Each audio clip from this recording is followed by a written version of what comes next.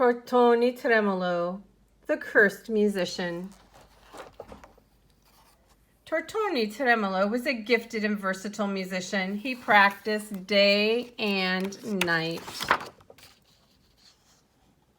What was music to his ears was noise to his neighbors. One day in the middle of the night, Madame Abracadabra, a fortune teller living upstairs, erupted into his apartment, fulminating, "Blasted din maker, your sound waves broke my crystal ball, so be cursed, 3 times cursed." After giving him the evil eye, she left, slamming the door.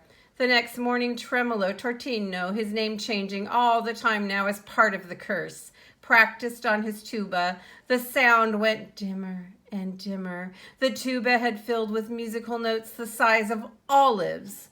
The curse had taken effect. And the same thing happened when he played the rest of his instruments. That day, Metrolo Rotoni had to perform at a funeral. By the time he left his place, it had cluttered up to his knees with musical pellets. The funeral procession turned into a catastrophe. The mourners rolled, skidded, and crashed over the scattered notes. Motrello Tretono left, leaving the furious crowd behind. As he climbed the stairs to his apartment, he was met by his landlady. "Out, and this minute. Out you go. First the noise, and now the mess. Out, out, out." So the evicted musician loaded up his belongings into his jalopy and drove off to a forlorn cabin beyond the boondocks in the middle of nowhere. Here at last, sheltered by nature, he could play his music in peace. The forest animals emerged out of hiding, places to listen in rapture. Very soon the assembled creatures started munching, gobbling, and feeding on his music.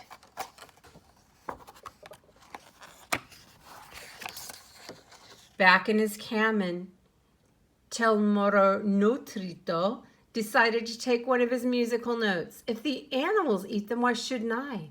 They were perfectly palatable. In fact, they were delicious. And he kept on sampling. He discovered that the taste varied with each kind of music. The following week, he drove back to town and opened a stand at the weekly market, and it was an instant success. Now Le Tremo, I'm a trot, feverishly went to work playing his music and carefully collecting all the notes.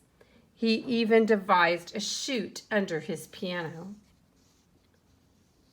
Ever inventive, our virtuoso star started to experiment, melting, boiling, grinding, pickling, and distilling. Debussy's La Mer and Schubert's Trout, for example, made a delicious fish stock. Lullabies had a soothing effect. Marches got you going, and the mariachis were spicy.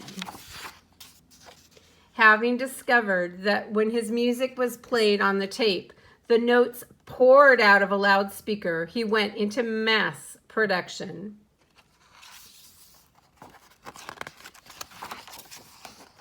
He became an overnight sensation, and thus he was invited to perform on the Grinho Ramsackle Show, the most popular program on television.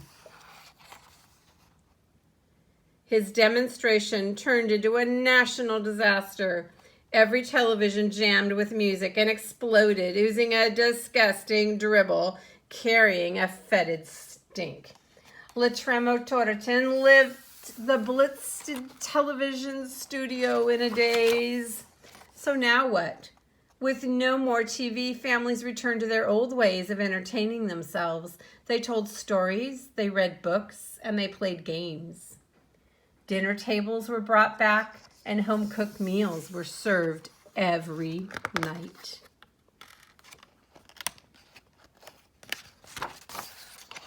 Without TV, violence ended. Overnight, killing, beating, and stealing became unglamorous. At police stations, thieves and kidnappers stood in line to return their loot and surrender their weapons. One day, in La Maestro Tortoni's office, the visit of Madame Abracadabra was announced, and she stormed in like a fury.